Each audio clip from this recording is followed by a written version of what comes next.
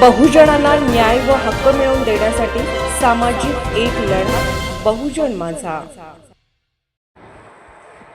गुंतवणुकीवर अधिकचा परतावा देण्याच्या आमिषाने एका महिलेची सुमारे 18,25,000 रुपयांची फसवणूक करण्यात आल्याची घटना समोर आली आहे। हा प्रकार दिनांक 14 जुलै ते 13 ऑगस्ट या दरम्यान घडला असून या प्रकरणी श्रद्धा बाळासाहेब मगदूम राहणार मगदूम बंगला मार्केट यार्ड समोर सांगली यांनी विश्रामबाग पोलिसात फिर्याद दिली आहे। पोलिसांकडून मिळालेल्या माहितीनुसार फिर्यादी श्रद्धा मगदूम यांनी संशयित दिव्या राव आणि प्राजक्ता सामंत यांच्या सांगण्यावरून दिनांक 14 जुलै 2025 रोजी काही गुंतवणूक केली। त्या गुंतवणुकीवर चांगला परतावा मिळवल्यानंतर मगदूम यांनी आपली गुंतवणूक तशीच सुरू ठेवली।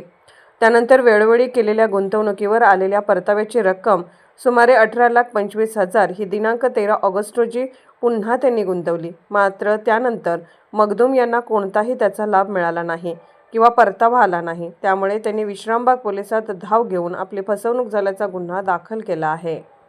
बहुजन माझा चॅनलला क्लिक करून बेल आयकॉन दाबून सबस्क्राइब करा आणि अपडेट रहा।